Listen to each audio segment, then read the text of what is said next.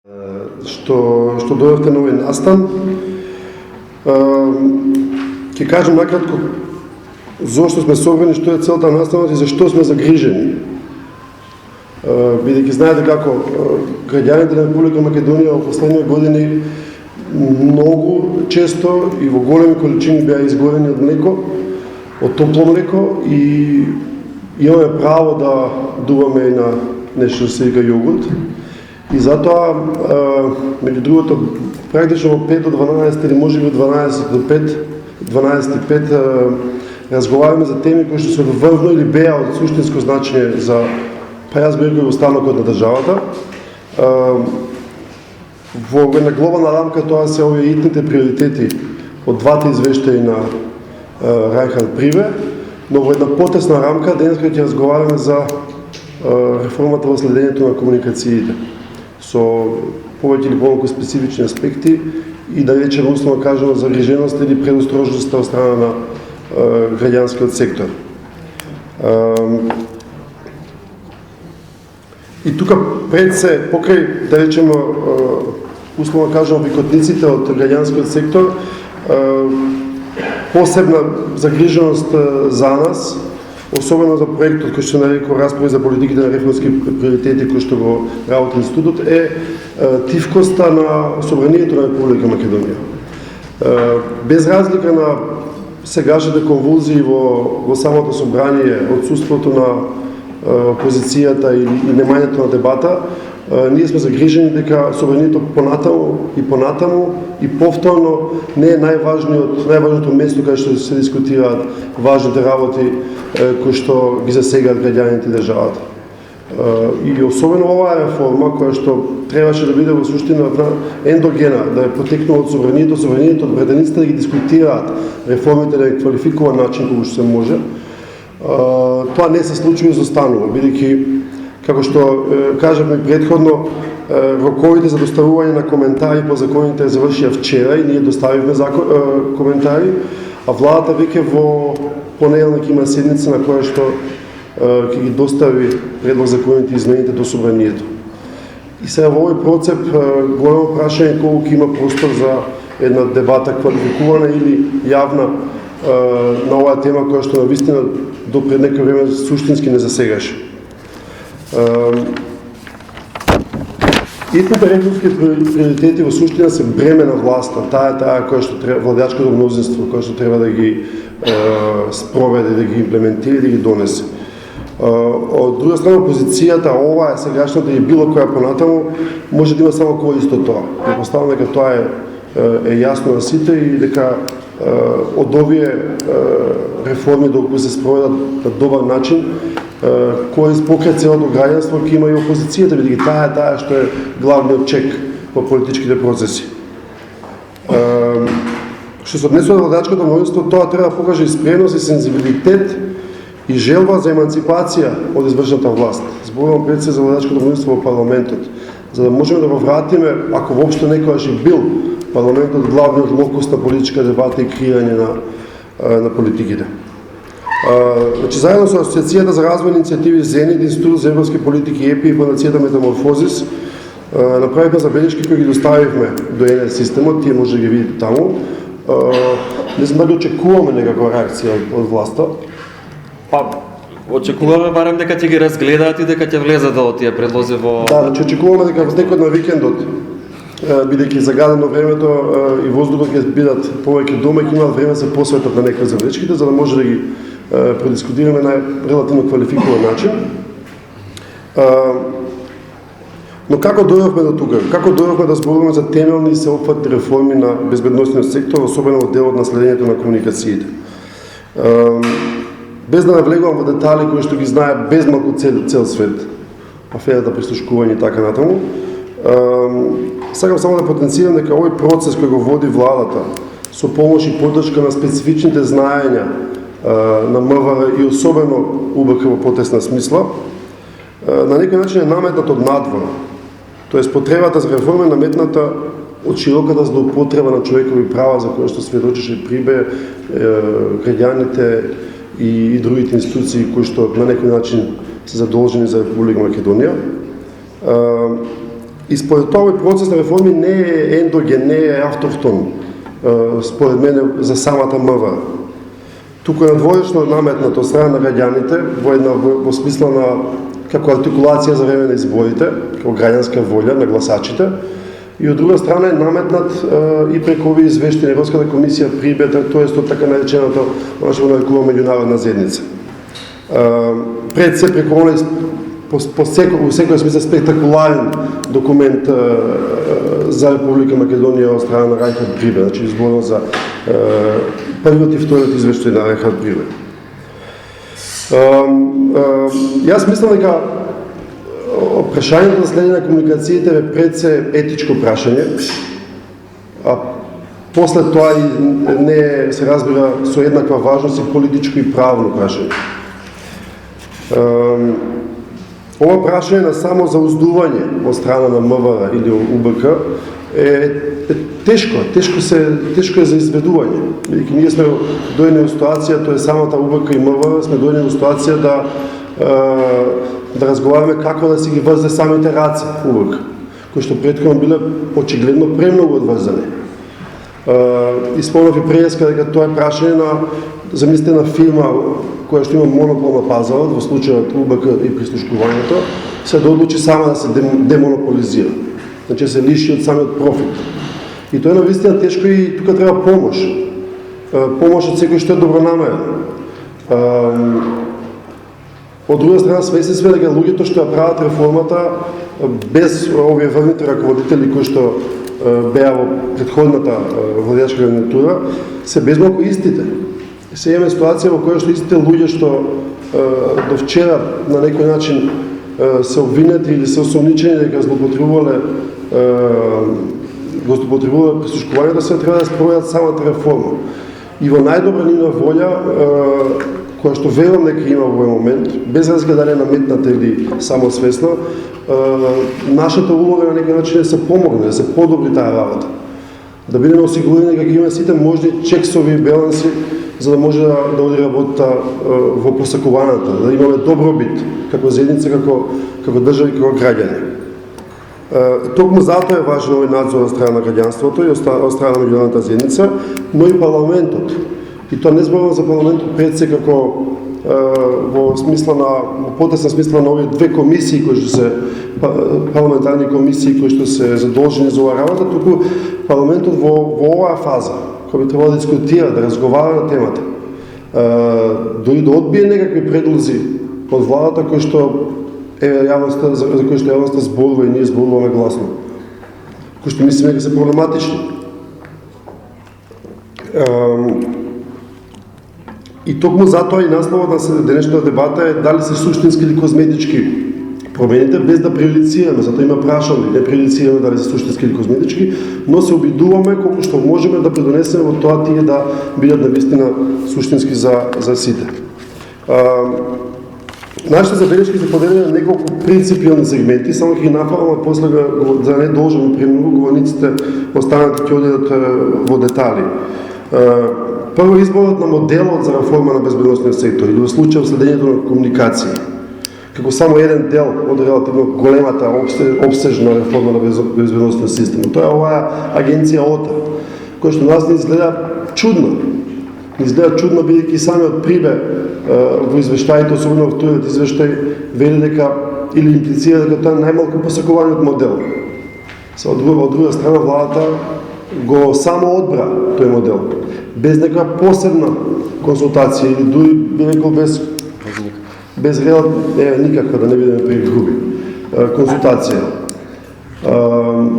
И нас ни е тој модел чуден, и тоа е многу едноставно зашто не е чуден, бидејќи на површно ниво излегува дека сега владата прави нов орган и физички ќе премести опремата од УБК во ОТА и физички ги премести дел од вработените од УБК во ОТА. И тоа е чудно, сега ќе се согласиме на ниво на јавност, дека тоа изгледа дека можеби остава простор, јас не верувам дека тоа ќе се случи, но остава простор за евентуални идни злоупотреби. Потоа втората тема на која сме загрижени е брзината со која што сака да се спроведе целата работа. И разбираме брзината од аспект на евроинтеграција и пошироките теми, поважните теми, условно кажано. Но и самиот директор на УБК, кој што имаше неколку изјави, што е чудно за директор на УБК во секоја смисла, некој кажува како негативно, тој кажа дека актуелниот директор, дека не треба да се брза со оваа реформа, дека треба да видиме внимателно, дека треба време да си дадеме. Нам не ни изгледа дека многу време си даваме. Трета работа е недостатокот на поширок и потемелна дебата во јавноста околу овие прашања, и тоа во контекст во кој што јавноста е де факто хендикепирана, бидејќи се работи за високостручни теми, со кои што изискуваат одредена дискреција, дури би рекол обскурност. Но сепак, бидејќи сме во многу деликатна ситуација како држава, мислиме дека јавноста има право да ги знае тие теми и тие дилеми. Петата работа е потребата од целосна заштита на приватноста на граѓаните и можноста за де-факто ефективен надзор над следењето на комуникациите. Клучна тема. И последната, тоа спомнав, е улогата на собранието на Република Македонија и пратениците во самата реформа пред да бидат предложени и доставени законските решенија, која што веќе очигледно нема се случи, бидејќи тие ќе најверојатно ќе бидат доставени во понеделник. Трета тема е улогата на комисиите, собраниските комисии, како тие ќе функционираат, што е сепак стипулирано во Законот за следење на комуникација. Не преюдицирајќи околу исходот и ефективноста на реформата и она што таа ќе донесе граѓаните на држава, што ги доставивме до владата. Колку зборувам? Добар се дисна. Доста зборувам. Океј, јас имам овде уште многу, но ќе дадам и шанса за нашите пријатели, говорници од другите организации. Сега да го поздравам и присуството на господината Светлана Влаховиќ-Димановска од Министерството за внатрешни работи, која што е начелник на секторот за преговори во оддел за EU и меѓународна соработка. Како еден гест дека и Министерството сака да го слушне граѓанскиот сектор. Се надевам не само да го слуша, тука да го послуша во некои сегменти.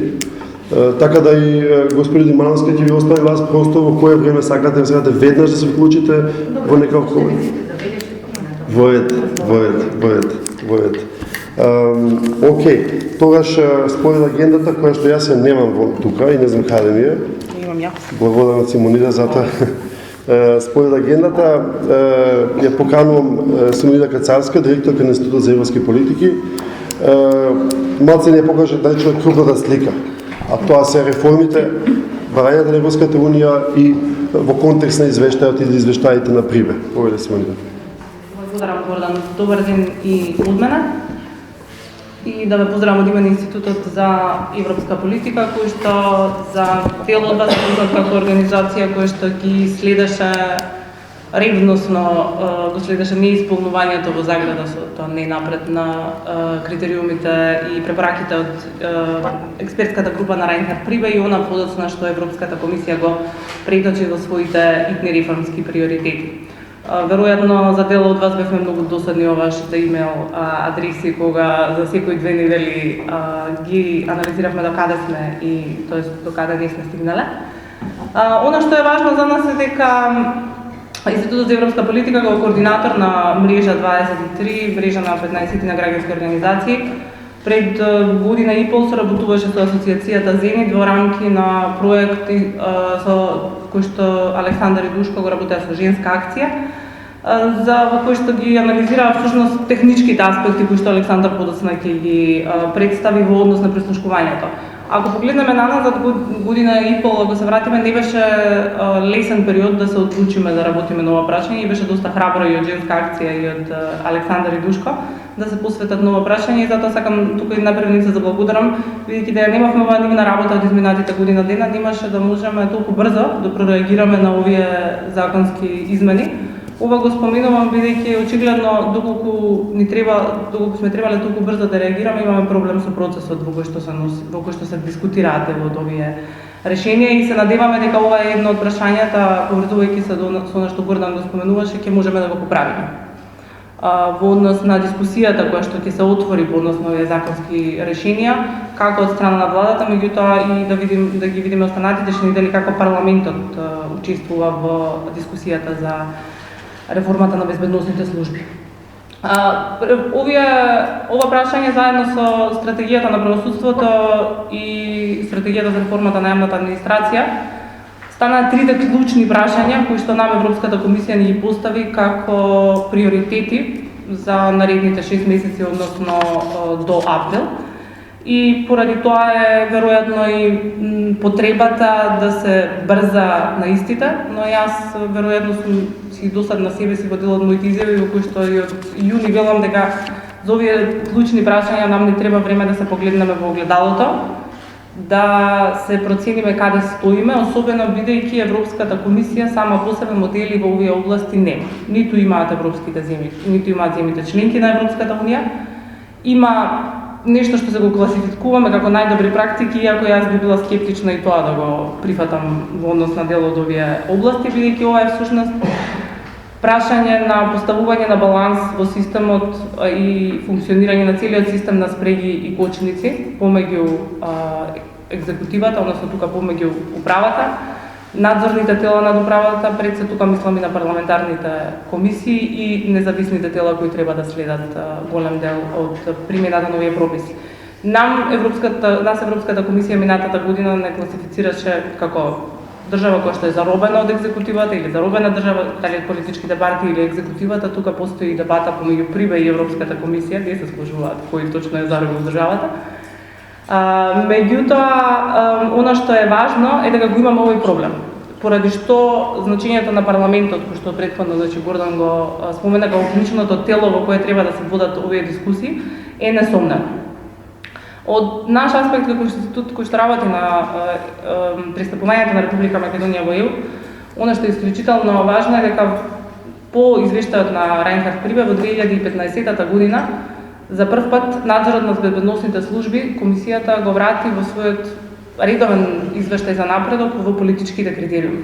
Тоа не се случило во оваа земја некаде уште од 2002-2003 година, што илустрира длабочината на проблемот, меѓутоа и висината која што самата Европска комисија и земјите членки на ЕУ го придаваат за ова значење.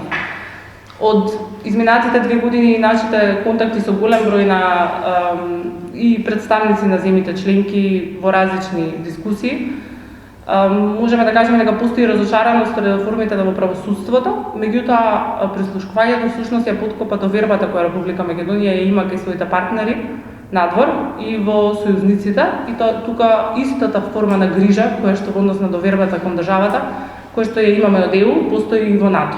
Значи, ова прашање е исто така исклучително како една земја сојузник во овие процеси за кои што знаеме дека исто така се надеваме дека ќе фатиме некој галоп. Ова е широката слика во која што ние го гледаме всушност надзорот на безбедносните служби како прашање во кое што е исклучително комплексно, важно е за нас како држава, за нашата демократија, за она како ние се чувствуваме веројатно кога разговараме на телефона, можеби и на улица. Но воедно представува основа за она како ќе го преку овие 4 закони веќе, мислам дека и начинот на кој што истите ќе бидат донесени и ќе процесот околу нив, всушност праќаме први сигнали во однос на тоа како ќе функционира системот на спреги и кочници помеѓу институциите. И затоа ни е нам овој процес, особено исто така како институт, исклучително важен.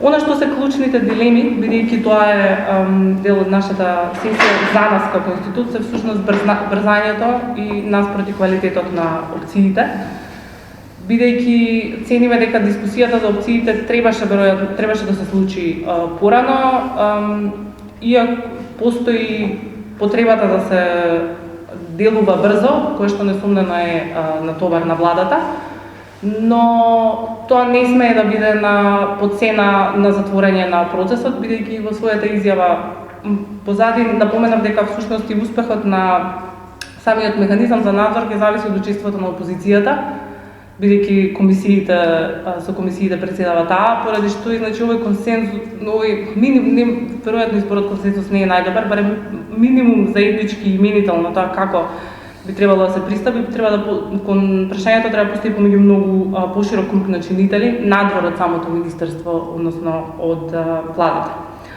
Тоа е првата реформа, всушност брзината наспроти квалитетот, која мислам дека е ендогена во целиот план 369 и која што е ризик кој што владата го превзема на себе, ризик поради околностите, меѓутоа мора да се размислува однапред во однос на отварањето на можностите за дискусија, особено кога се работи за ваков огромен захват. Втората дилема е всушност дека самите овие законски измени покрај сите наши забелешки, големото прашање е дали ќе воспостават и како ќе воспоставиме нова организацијска култура во службите, ново однесување на службениците, бидејќи ако го погледнеме извештајот на Райнхард Прибе, голем дел од забелешките се всушност и во однос на етичкото постапување, самото и организацијската служба во службите, меѓутоа и во собранието како механизам за контрола. Значи, окуражувањето мора да дојде од и кај нив, на ист начин како што треба да си ги врзе раците управата, поради што тука се на тест многу односи. Владата, собранието, опозицијата и позицијата, и во овие услови ние цениме дека единствено некаква форма на дискусија во однос на овие прашања, и тоа подолготрајна, која може да биде доста болна, меѓутоа на тој начин се решаваат тешки прашања во општеството.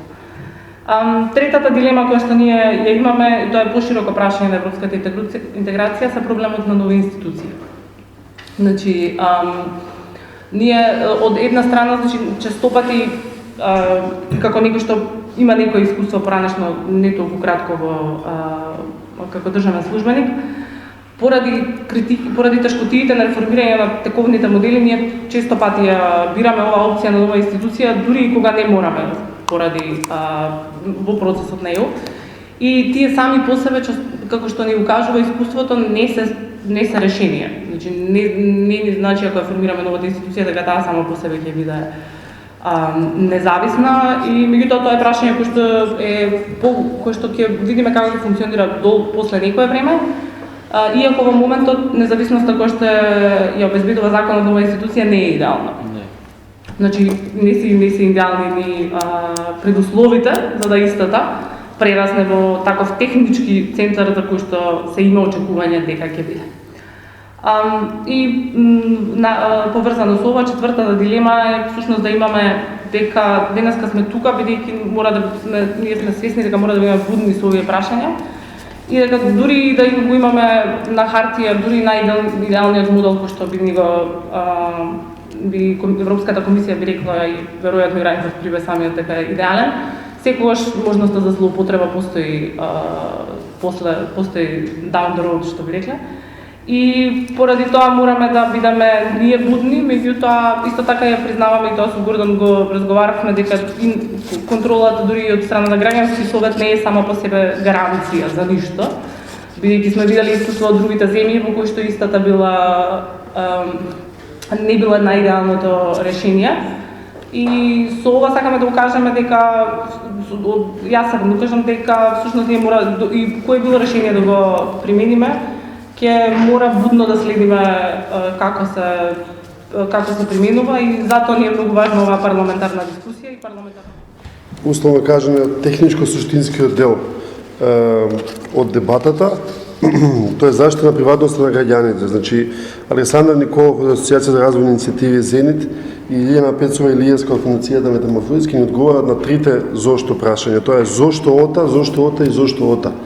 Бидејќи навистина од оно што го следиме, ние не добивме квалификуван одговор или јасен одговор зошто владата, министерството е одбрало токму ота, дури да не е наспроти забелешките и условно кажано потенцијалните проблеми кои што ги имала таква нова институција, кои што доаѓаат од извештајот на Прибе, тука едноставно зошто е така одлучено, јавноста нема конкретен одговор од ниједна инстанца до сега во МВР. Повели, Александр. Благодарам, Гордан. Благодарам и на вас за спремноста во краток рок да организирате ваква јавна дебата. Едноставно, Мислам дека е битно да не поминат ваквите реформи без граѓаните да го кажат своето мислење, без граѓаните да видат како прво информирани што реално содржи реформата и дали ќе ги отстрани оние проблеми кои што беа детектирани, кои што доведаа до една од најсериозните политички кризи во историјата на Македонија. Да се благодарам исто така и на мрежа 23 и на Институтот за европска политика што ни возможиле подготвени да го дочекаме на некој начин овој процес, во смисол дека темата беше истражена и беа утврдени проблематичните точки и евентуални решенија за како да спречи нивно повторување во иднина. Она што го спомна ти зошто ОТА е нешто што одговор претпоставам дека тешко ќе може и владата да даде. Како е избран овој модел не знаеме, затоа што спомнува во извештај за спроведувањето на планот 369 дека се разгледувале 4 модели кои што јавноста не ги знаела, не биле споделени со нејза. Ниту пак владата ги образложила ваквите извештаи. Единствено има една реченица каде што се вели дека врз основа на интензивни консултации во МВР владата реши да го избере моделот. Што е проблематично од аспект на тоа мислоцијата како што биле утврдени злоупотреби сериозни, дека таа го избрала моделот како ќе се само реформира и како ќе ги спречи ваквите злоупотреби. Јас сум убеден дека новата политичка гарнитура има добра намера во оваа сфера, дека сака да направи разлика со она што било претходно, дека сака да се сврти нова страна за да можеме сите ние да се приближиме и кон неа и да го подобриме животот на граѓаните.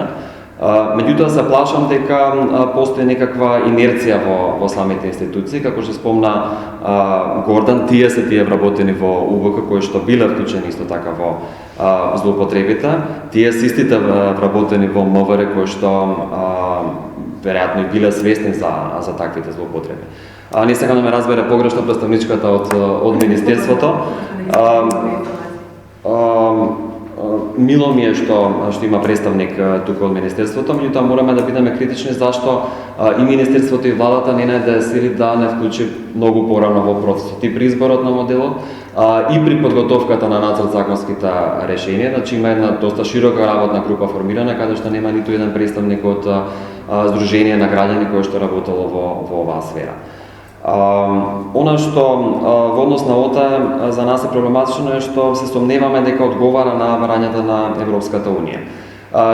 Бога ми би рекол и пред Европската унија на самиот устав на Република Македонија, каде што кој што го гарантира неповредливоста на комуникациите и кој што вели дека таквата неповредливост може да се остапи само врз основа на судска наредба. Самиот факт што предвидената реформа повторно предвидува дека телекомуникацијските оператори ќе го пренасочуваат, односно ќе прават дупликат од целокупниот телекомуникацијски сообраќај на сите граѓани и ќе го праќаат до државен орган, нас напатува дека не се одговара на главната забелешка на Прибе. Главната забелешка на Прибе беше што претходно постоел таков систем, и сега реформата треба да каже дека само со промена на називот на таа институција што го добива тој сигнал, значи наместо да се вика УБК ќе се вика ОТА, дека проблемот е решен. Се сомневаме во тоа. Она поради кој што сме сомничави дека тоа ќе доведе до суштинска промена е фактот што во самиот закон, предложен закон за оперативно-техничка агенција се вели дека работните места во ОТА ќе се пополнат со преземање на луѓето што се моментално во УБК. Не сум сигурен како луѓето кои што биле дел од УБК сега треба да представуваат некаков вид на чувар, односно гейткипер кон останатите вработени што ќе останат во УБК и да се осигурат дека нивните колеги и другари од УБК нема да неовластено да пристапуваат до телекомуникацијските сообраќај на граѓаните. По нас е погрешно, значи без никаков сомнеж, без судска наредба, да се овозможува пристап на било кој државен орган, дали се вика УБК, дали се вика ОТА, без оглед на тој дел до целокупниот сообраќај. Тоа на некој начин не доведува граѓаните да се чувствуваме дека сите сме осомничени за нешто, дека сите сме под некаков надзор. Она што убаво е дефинирано во идните реформски приоритети на ЕУ и наведено дека државата треба да врши следење на законско следење на комуникациите само врз основа на судска наредба, која што ќе се доставува до телекомуникацијските оператори. Значи не да се прави копија од целокупниот телекомуникацијски сообраќај на сите граѓани. Исто така не загрижува што самиот закон за ОТА многу малку има мерки кои што би рекол, значи оперативно-технички мерки за заштита на приватноста на тие податоци, значи тоа е целокупниот телекомуникацијски сообраќај во Македонија што ќе го добиваат тие. Најголем дел од членовите во законот се однесуваат на правата и бенефициите на вработените, што сметаме дека е несоодветно. Значи таму се предвидува бенефициран стаж за тие вработени, се предвидуваат и некои други поволности што ги немаат другите вработени во јавната администрација. А приватноста и заштитата на личните податоци се нешто што е навистина маргинално третирано во тој предлог закон. Исто така сме загрижени што сите овие закони кои ќе погледнете по проценката на влијанието врз регулативата содржат сериозни пропусти. Значи ако е тоа проценка на влијанието на регулативата квалитетно изработена, тогаш подобро да го кинеме таквиот процес. Не е потребен затоа што очигледно само дополнителен административен товар и создава на институциите. Јас проверував, значи ниту во еден од 4 предложени закони, значи законот за ОТА, законот за измена на законот за електронски комуникации, законот за следење на комуникациите и законот за кривична постапка, значи сите овие 4 закони не е дефинирана ниту една директива на ЕУ, која што треба задолжително да се наведе во проценката на влијанието на регулативата.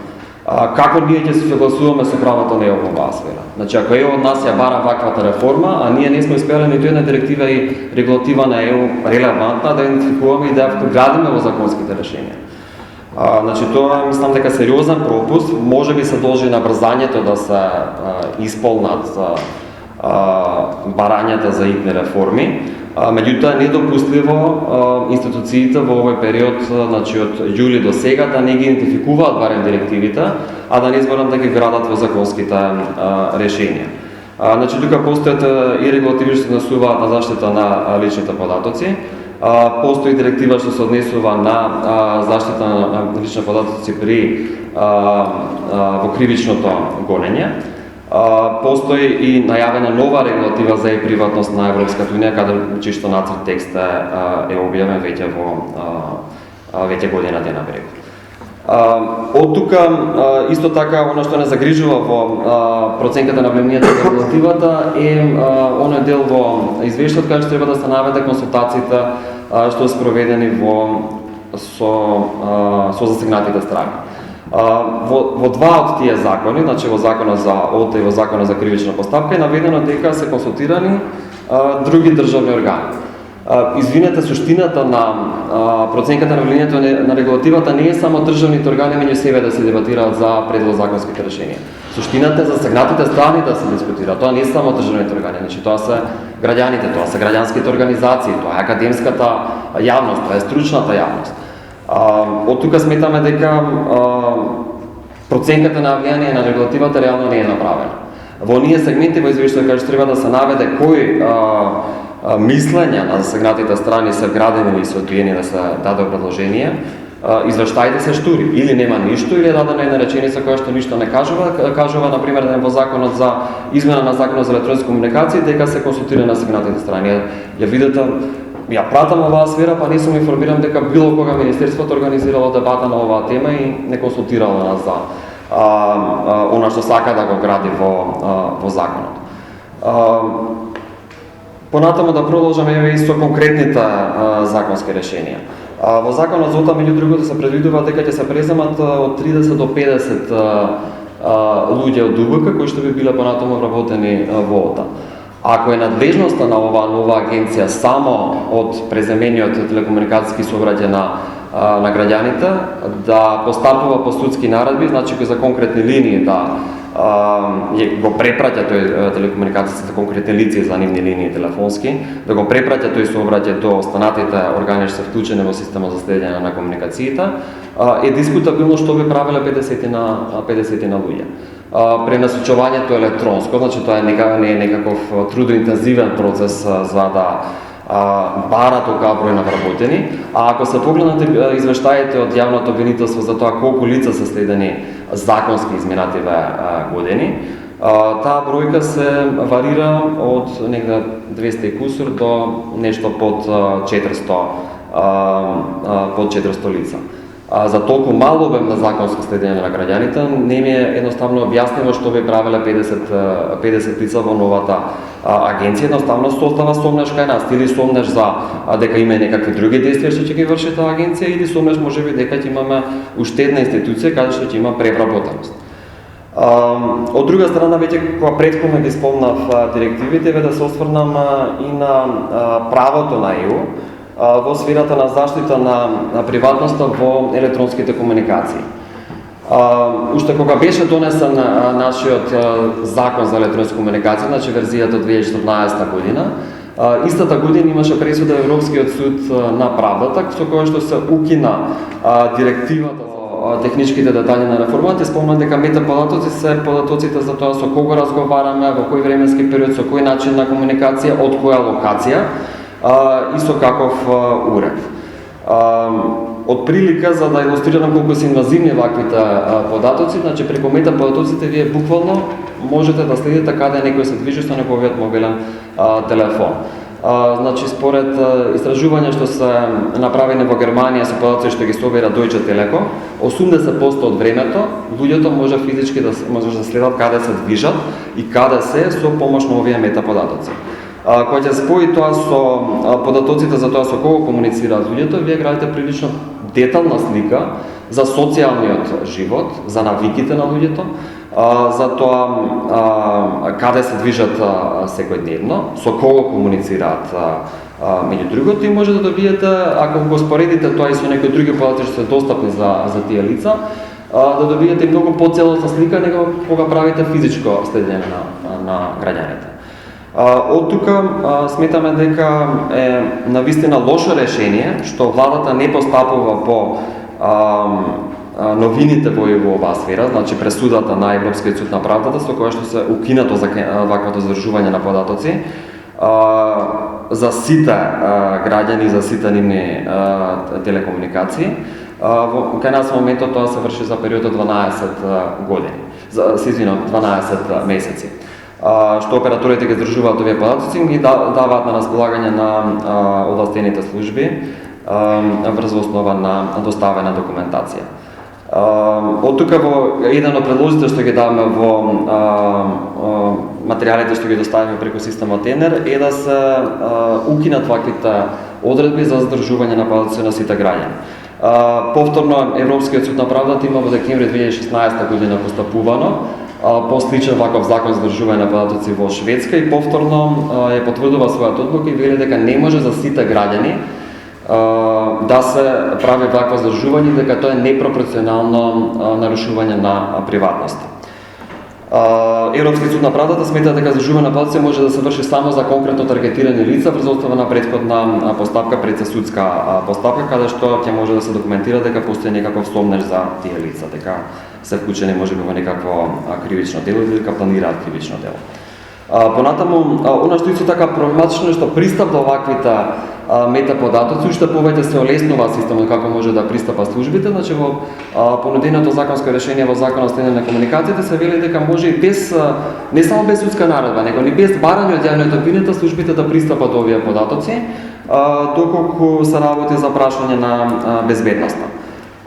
Навистина сметам дека ова е во спротивност и со Уставот. Уставниот суд веќе еднаш постапуваше по вакви одредби за директен пристап до телекомуникацијските податоци на граѓаните и ги укина спорните законски одредби, кои што за жал сега повторно се провлекуваат и во новите законски решенија. Исто така, оно што сметаме дека е негативно за приватноста на граѓаните е што не постои некаква подетална процедура кога се врши следење на комуникациите за потребите на безбедноста на државата. Што е различна процедура во споредба со кога се врши следење за како посебна истражна мерка. Сметаме дека во ваквата процедура, ако службите имаат некакви индиции дека некој лице е безбедносно закана за државата, дека претходно треба да достават безбедносна проценка. Значи не може паушално да се бара од Врховниот суд дека ние сметаме дека ова лице или група е безбедносно закана без тоа да биде документирано со безбедносна проценка која што е изготвила службата. Во законското решение таква работа не е присутна, иако дел од стручњаците па и поранешни министри за внатрешни работи ова експлицитно го бара уште со појавувањето на политичките бомби, со објавувањето на политичките бомби. Од друга страна, оно што сметаме дека треба исто така да се зајакне е случаите кога при следењето на комуникациите се доаѓаат одредени сензитивни сознанија од лична природа за следените лица. Видовме да изминатиот период дека такви снимки од разговори се циркулира широко по интернет, че беа достапни и на YouTube, каде што одредени новинари, бизнисмени и така натаму беа нивната приватност беше изложена до ниво до тоа со кого биле љубовници, со кого се кажувале мрсни вицови. Значи во правото на ЕУ постојат и воопште во меѓународното право во оваа сфера постојат одредби за така наречени сензитивни податоци, како тие се обработуваат и дали се обработуваат. Од тука сметаме дека како што постои во постојниот закон за кривична постапка одредба дека кога вие при следење на комуникациите во нечиј дом, доколку не идете на вакви податоци треба да се прекине со таквото следење, дека таквата одредба треба да се прошири на електронските комуникации. И дека посебно доколку се снимат такви податоци, дека треба да постои постапка како тие понатаму ќе се заштитат или евентуално ќе се избришат тие сегменти од следените комуникации. Во однос на одредбите што се поврзани со тоа како се употребуваат следените комуникации, проблематично ни е што кога една следена комуникација е одобрена за едно кривично, една тип на кривично дело врз основа на наредба на судија и доколку при следење на комуникации се стекнат индици можеби за друго кривично дело кое што не е опфатено со наредбата за следење на комуникациите, нема одредба дека повторно надлежниот орган треба да стапи во контакт со судијата за да се одобри проширување на таквото следење. Ќе ме коригирате, можеби такво нешто се предвидува во новата верзија која што не беше најавена од законското решение, и тоа сметаме дека тоа е нешто што треба да се регулира подетално. Исто така, она што е слабо регулирано во законските решенија се одредбите за заштита на снимените комуникации. Постои посебна регулатива 2016-680 на Европската унија, каде што има дефинирано, можеби на страница и пол, точни оперативно-технички мерки кои што треба да се применат за заштита на ваквите решенија и не ме јасно зашто тие не се предвидени во нашиот закон за следење на комуникациите.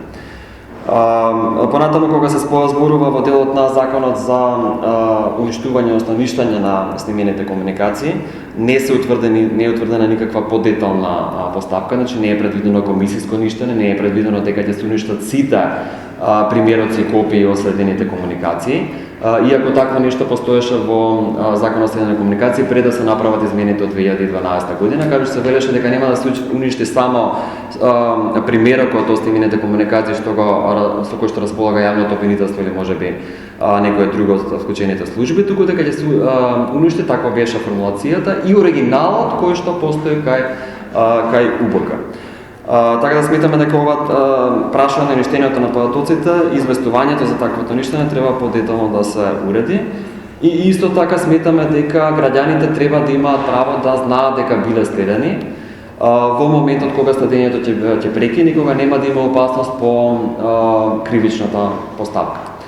Ова од причина што спротивно граѓаните нема да можат да имаат доверба дека можеби не се следени или можеби нема да имаат можност да ги искористат правото на жалба или правото да поведат судска постапка доколку таквото следење е незаконско или доколку неправилно се употребени собраните податоци или обработени тие податоци со таквото следење. Затоа сметаме дека е клучно да се предвиди одредба со која што граѓаните по завршувањето на следењето ќе добиваат известување, се разбира доколку не постои опасност по кривичната постапка и каде што ќе бидат поучени за правните можности кои што им се на располагање доколку сметаат дека се нарушени нивните права.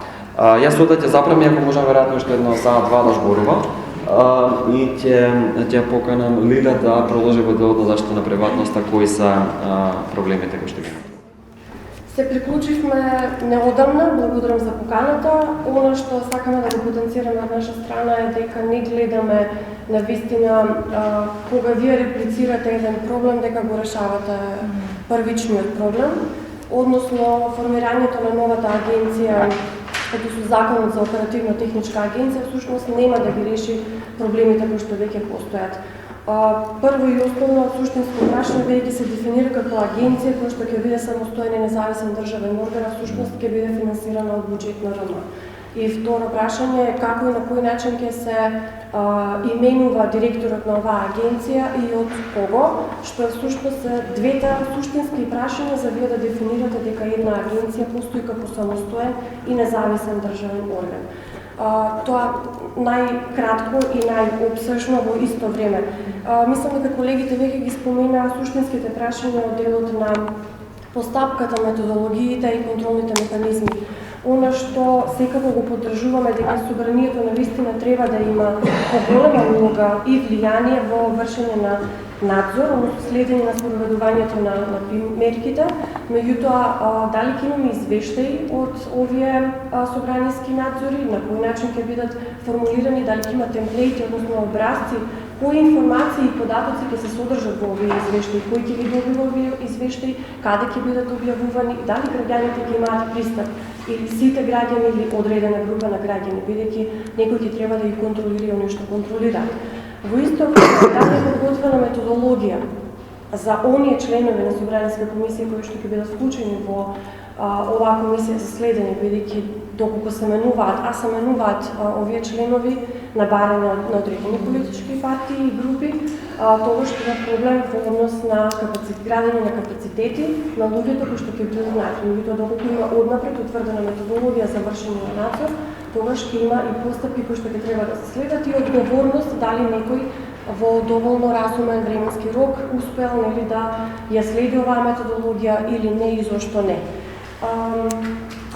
Целокупниот комуникацијски сообраќај да се доставува, како што рековме, до одредена агенција, е всушност само реплика на веќе постоечкото решение.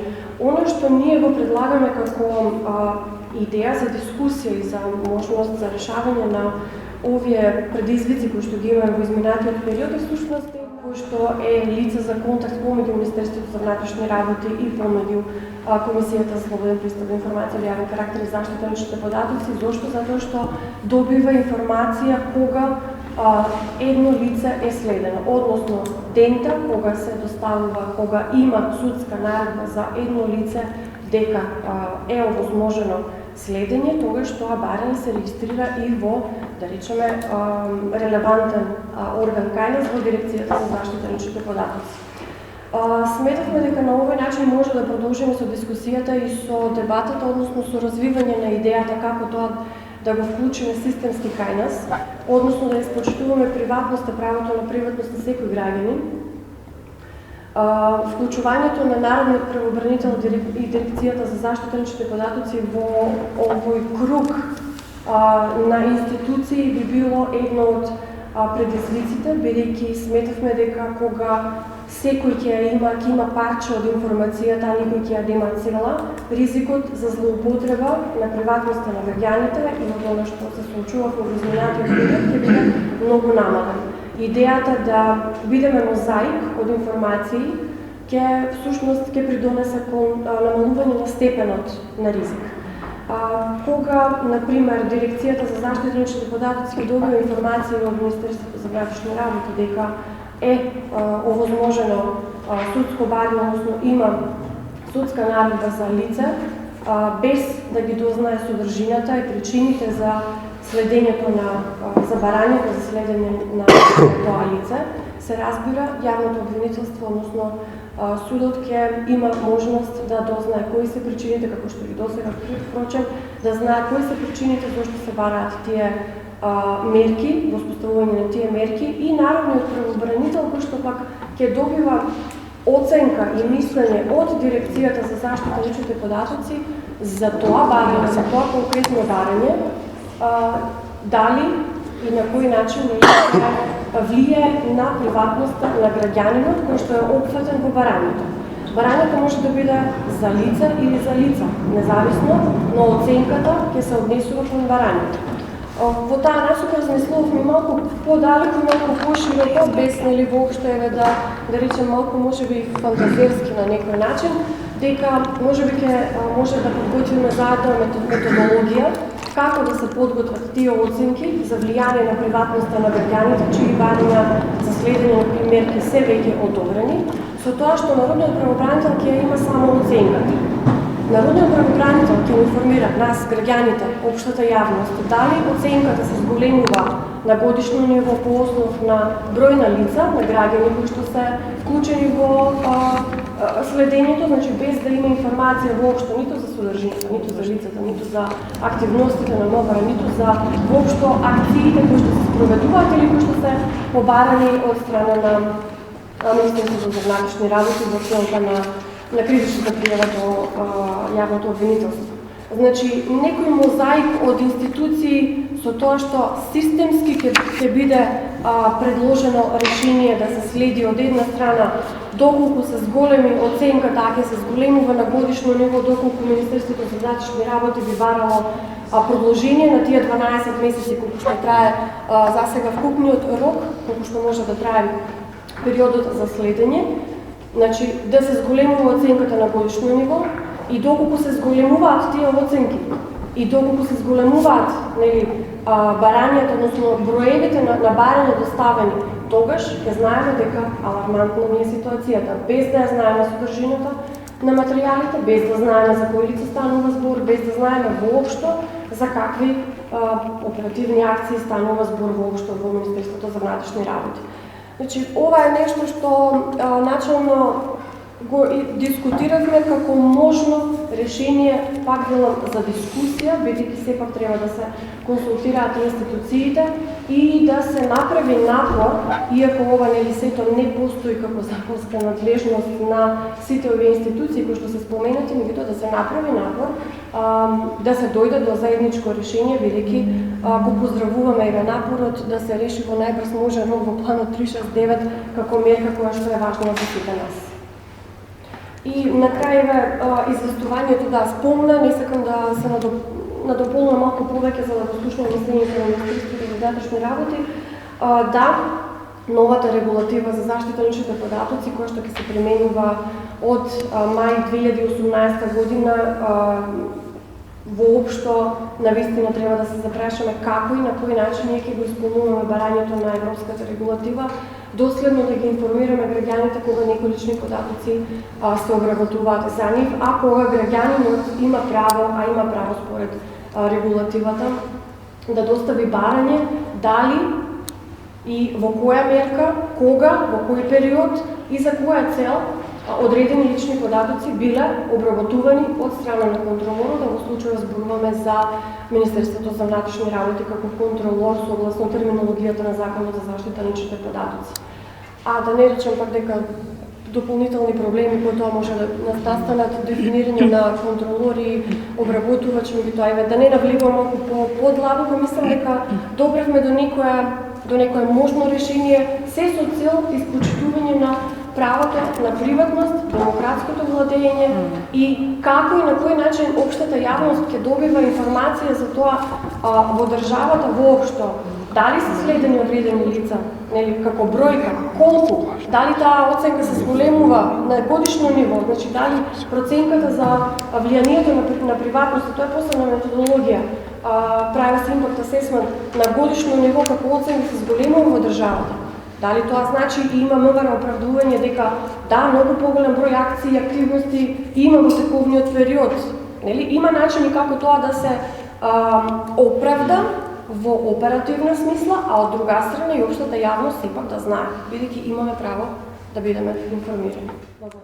Бидејќи ми дава можност да ги споделам со вас и активностите што ние како преземаме во насока на спроведување на оваа реформа. И поздравувам сите ваши предици, сите ваши студенти. И навистина ви покажувам дека гледаме на граѓанскиот сектор и на невладиниот сектор како наш партнер во процесот на оваа реформа. ве охрабрувам сите ваши предлози да ги доставите во Елер. Денеска веќе изтекува последниот ден кој што ќе бидат објавени на Елер. И така ви уверувам дека истите предлози ќе бидат делени во преглед во страна на работната група. Сите сме свесни дека станува збор за една исклучителна реформа. Реформа која што во интерес на сите нас, а пред се на нашите граѓани. Така да ние како државни органи имаме дополнителна обврска да ја спроведеме реформата која што ќе биде во интерес на граѓаните. Меѓутоа, морам да забележам на определени ваши досегашни излагања. Цело време ја оперирате со терминот реформата која што превзема МВР, реформата која што води УВК. Ви уверувам дека станува збор за недостатъчна информација.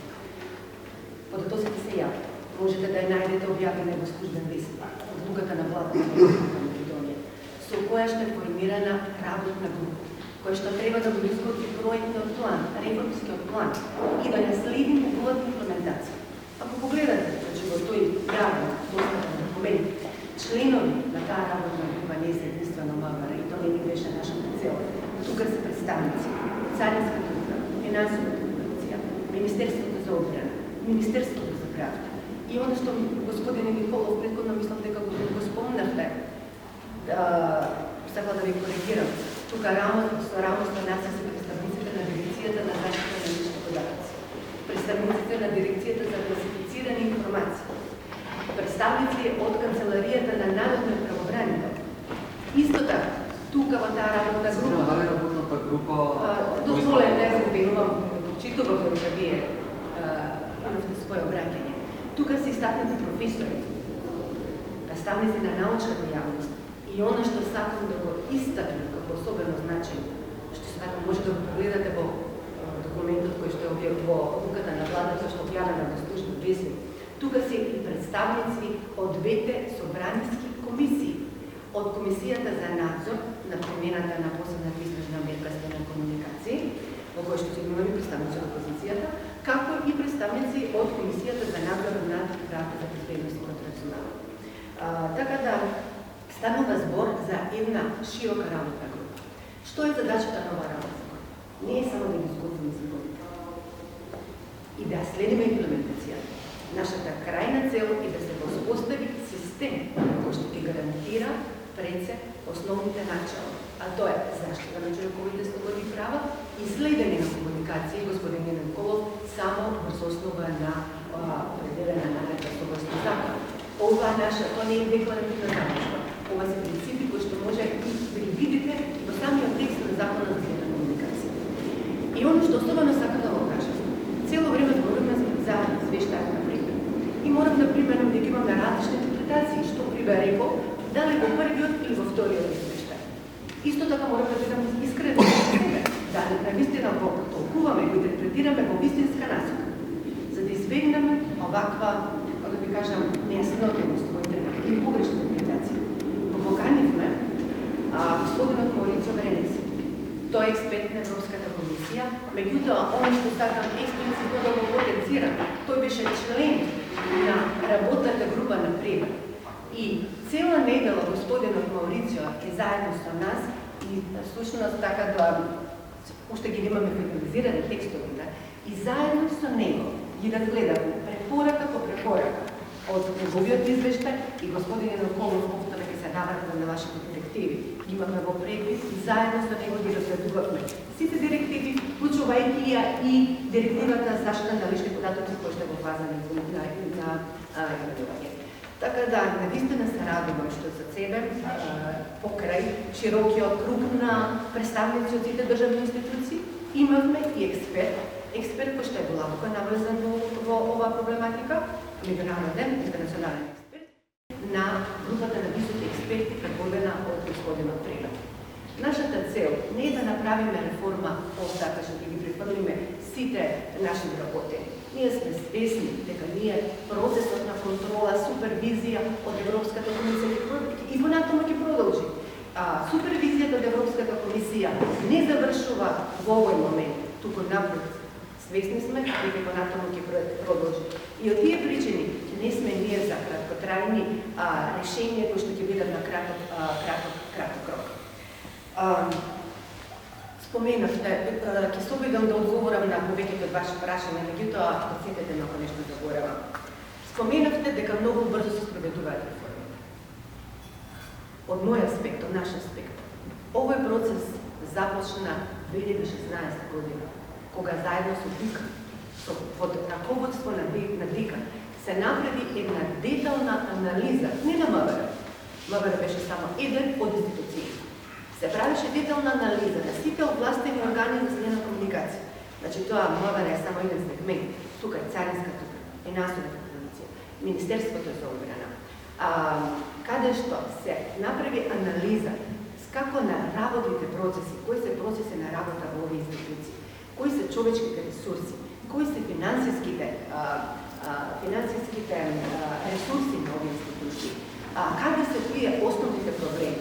Се направи детална анализа на целокупното законодавство наше и дали тоа е во согласност со европското законодавство. Значи, овој процес веќе трае од 2016 година. Мене наистина ми е жал што не веќе го гледате вие само што ми се рекол финалниот аспект, меѓутоа ќе ве уверувам дека зад нас е еден повеќе годишен процес на анализа и на барање на најсоодветни решенија. И драго ми е што во овој процес не бе поставени само ние, како представници на државни институции, тука имавме поддршката од ДИК, и она што сега што го споменав предходно, ќе го споменам и сега. Поддршката и од самите експерти кои што беа вклучени во надзор, кои што беа дел од групата на господинот Трибер. Споменувате недостаток на дебата. Верувате дека никој од нас не би се согласил да спроведе реформа, тајна реформа. А што би постигнале со сето тоа?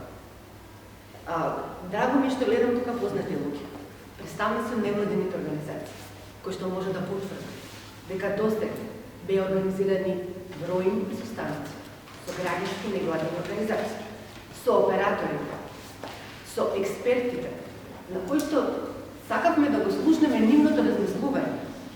Законите кои што беа објавени, всушност беа нашето согледување. Меѓутоа ние сме отворени, бидејќи сакаме да имаме реформа за која што сите ќе застанеме, која што ќе биде во интерес на граѓаните. И од тие причини се радувам денеска да вршува процесот на објавување на ЕНЕР, тие ќе бидат земени во предвид и ќе иде кон финализирање на текстот. Така да чисто сакам да споменам со вас, да споделам дека не станува процес на тајна реформа која што се спроведе преку ноќ. Туку реформа за која што ние анализираме и разгледуваме во изминатите 2 години и дека овој процес, морам да признам, дека сепак беше транспарентен. Цело време збориме за забелешките на тоа.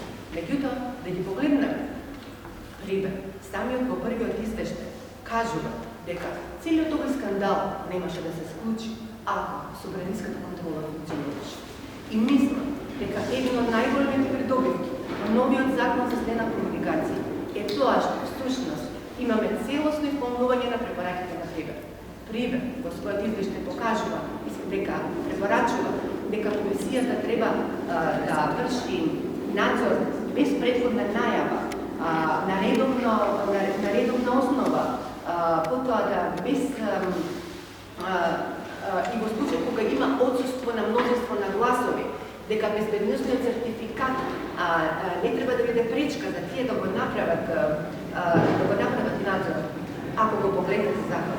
И ако бидеме барем малци искрени меѓу себе, само да ќе го потребам вашата терминологија да се погледнеме во огледалото меѓу себе, ќе признаеме дека во овој дел целосно се исполнени забелешките на Прибер. И отидовме и чекот понапред, заради тоа што Прибер покажува дека комисијата може да ангажира експерти. Во нашите решенија видовме дека експерти може да бидат ангажирани како и меѓународни, национални и меѓународни експерти. И комисијата ќе донесе деловник во кој што ќе утврди начинот на ангажирање и акредитација на експертите. Што мораме да признаеме сите представува целосно исполнување на забелешките на Прибер во овој дел. Ги споменавте, сега се извинувам, не знам кој некој од вас беше во поглед на извештаите на комисијата. Предходно тие извештаите само беа обврска да се доставуваат до собранието. Сега отидовме чекот понатаму. Извештаите на комисиите мора да се разгледуваат на собранието. Собранието да разгледува, да одлучува коли, да дава препораки, што представува исто така една дополнителна гаранција за заштита на граѓаните. Никој имаше и предходна забелешка на самиот состав на комисијата, бидејќи ако гледате и го ги споредиме со компаративните искуства, ние го имаме идеалниот модел, дека имаме комисија која што е предводена од опозиција. Така, од тој аспект, овој што би се рекло условно кажеме идеалниот модел го задржавме. Меѓутоа, изделјакнавме компетенциите на комисијата, на Собраниската комисија при вршењето на надзор. Свесни сме дека тоа не треба да биде единственото решение. И од тие причини направивме подела на надзорни тела, над законитоста на примената на постепните на следење на комуникации и контролни тела. Дозволете да ги споделам со вас кои се сите тие тела, па потоа да отвориме дискусија дали контрола ќе биде ефикасна или не. Ако го отворите законот, што објавиме на ЕВЕ, како надзорни тела на спроведување на следењето на комуникациите, што значи било кај овластените органи, било кај ОТА, било кај операторите, значи на сите овие три субјекти ќе се врши надзор од страна на Собраниската комисија, од страна на Советот за граѓанскиот надзор, од страна на Дирекцијата за класифицирани информации, господин Александар Николов повторно ќе го поледам аз, Дирекцијата за заштита на класифицирани информации, Народниот правобранител, сите овие субјекти кои што верувате дека сега само ги излистам, ќе бидат во функција на надзор на спроведување на мерката следење комуникации. Сите овие субјекти ќе имаат ингеренции да всушност прават надзор, било кај овластените органи. За подсетување, овластени органи, не само МВР, овластени органи, како Министерството за внатрешни работи, Царинската управа, Финансовата полиција, Министерството за одбрана, ОТА, новата ОТА, операторите, сите тие ќе имаат обврска да вршат надзор над законитоста на спроведувањето на ова мерка. Понатаму, тие не се единствените, го проширивме кругот и на контролните тела, кои што точно ќе имаат контролните тела над законитоста на примената на оваа мерка. И самите знаете дека постојат два вида на поставки. Имаме следна комуникација за потребите на кривичните истраги и следење на комуникација за потребите на безбедност. Во случај кога имаме следна комуникација за потребите на кривичните истраги, контролно тело, тука и јавниот обвинител кој што води истрагата, судијата на претходна поставка која што ја издал наредба. Во случај на поставката, кога се спроведува поставка за следна комуникација заради заштита на безбедност и интересите на државата, контролно тело овде е јавниот обвинител на Република Македонија, судијата на Врховниот суд. Покрај сите овие што ги излизат во органи, било надзорни, било контролни тело, исто така предвидовме формирање на Советот на граѓанскиот надзор, бидејќи не сакаме повторно да се случи скандалот што не се случи во изминатите години, каде што тој Совет за граѓански надзор ќе го избере собранието, што се дава една заштита дека нема да има никакво влијание на владата, на извршната власт врз основа на работата на овој Совет. Тој Совет ќе го избере собранието за период на 3 години. И оно што е многу битно и што ме радува, ќе биде составен од представници од граѓанскиот сектор, кои што работат во областа на заштита на човековите права, како безбедност и одбраната, како и експерти, докажани експерти во областа на IT технологијата, информатиската безбедност и правото. Исто така, тие се во функција на спроведување на надзор, на законитоста, на спроведување на мерката на следна комуникација. Сега, кога ги само ги споменат, верувајте дека во законот за следна комуникација нивната улога е многу детална определена, дали постои простор за сомневање дека нема да постои ефикасен систем на контрола. Покрај сите овие институции, ќе повторам уште сега, уште еднаш, собранието, преку својата комисија, Народниот правобранител, Дирекцијата за заштита на лични податоци, Дирекцијата за заштита на класифицирани информации, Советот за граѓанскиот надзор, јавниот обвинител кој што ја води истрага, судијата на претходна поставка, судијата на Врховниот суд, потоа јавниот обвинител на Република Македонија. Дали мислите дека ова и доволна, дека ќе обезбеда доволна контрола? И се извинувам да кажам дека она што особено ме радува, што во самиот закон веќе за основа на сугестиите на господин Маурицио Варенезе, што ќе повторам што е најбеше член од групата на Криве, точно го дефинираме пристапот на сите овие органи до кои податоци во овластените при извршениот надзор и контрола. И ќе повторам уште еднаш, сите овие органи надзор и контрола врз работата на овластените органи на следна комуникации, врз ОТА, господине Николов, пошто имате најмногу сомневање за функционирањето на ОТА, како и врз оператори, исто така. Дали заборавив нешто? Верувам дека за вас представува голема загриженост. Господја Илиевска, споменавте едно прашање, што мислам дека е клучно, согласна со вас дека е клучно. Кој го избира директорот на ОТА? Тука постојат сомневањата во областната била и правност и во самите решенија да стои експлицитно дека Собранието на Република Македонија го избира директорот на ОТА. Тоа е дополнителниот механизам кој што стои во рамките на собранието. Директорот на ОТА е обврзан да доставува извештај во собранието, неговите за работата на ОТА. Неговите извештаи исто така ќе бидат разгледувани, што представува индиректно повторно еден механизам за контрола. Потоа, цело време збориме за луѓето од УБК кои ќе се представат во. Мислам дека имаме малку селективно читање на законот. Па макар тие биле во енергија, па морам да кажам дека во меѓувреме, после состаноците со господин Маурицио Варенезе, истите ќе бидат дополнени, ќе бидат допрецизирани. Ако го отворите законот, ќе видите дека основен принцип на вработување во јавната област, ако исклучен, може да бидат безогласно со спогодба. Нашата цел не е вработените од петата управа да ги префрлиме во ОТ. Тоа е само префрлање на проблемот. Ние сме спремни и ве уверувам дека постои цврста решителност да се стави крај на минатото негативно искуство, да спроведеме реформа за која што ние сите ќе застанеме. Во секој случај, дека дел од техничките лица, ќе повторам, техничките лица од управата за безбедност на контраразузнавање ќе бидат префрлени во ОТ. Меѓутоа, нивното присуство е неопходно од причина што потребно е заради за прочетокот на ОТА, начинот на ракување со примат и слично.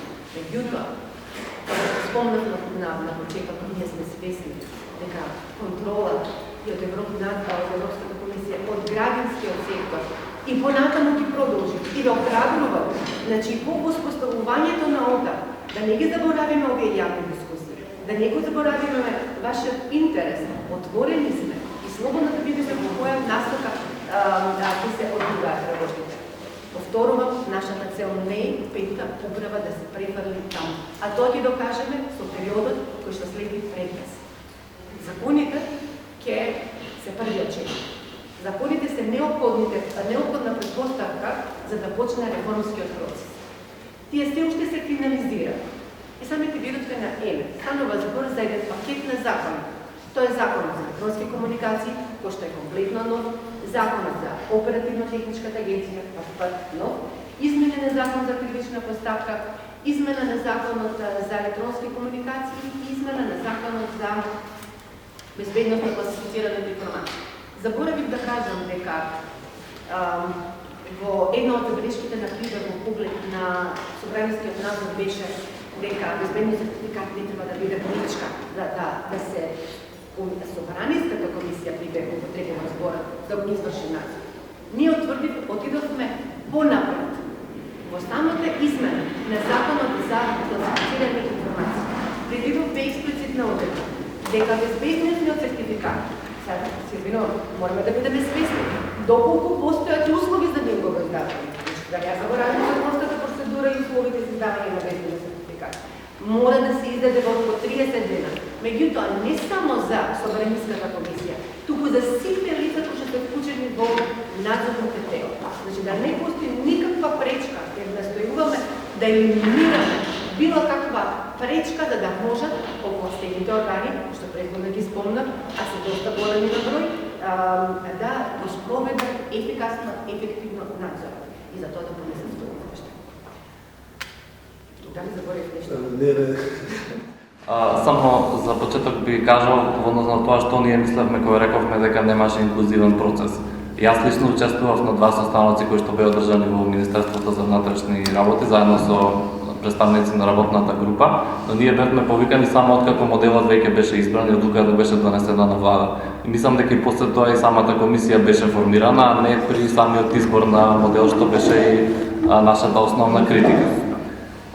Во однос на надзорот, јас моето излагање го поделив на 2 дела. Првиот дел се однесува на тоа што до ноември 2018, кога до тогаш останува стариот систем. И вториот дел, што понатаму со воведувањето на новата оперативно-техничка агенција.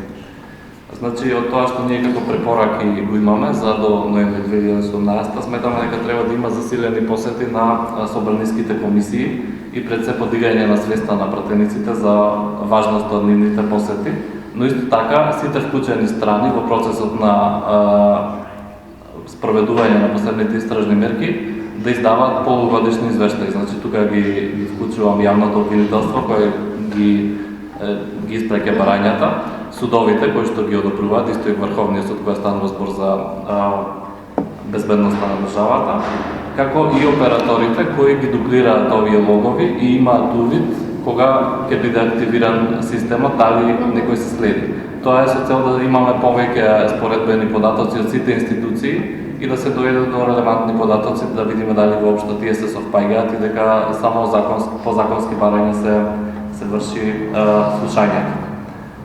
Добрите практики што планирам да ги представам, ги представивте. Тоа е засилената улога.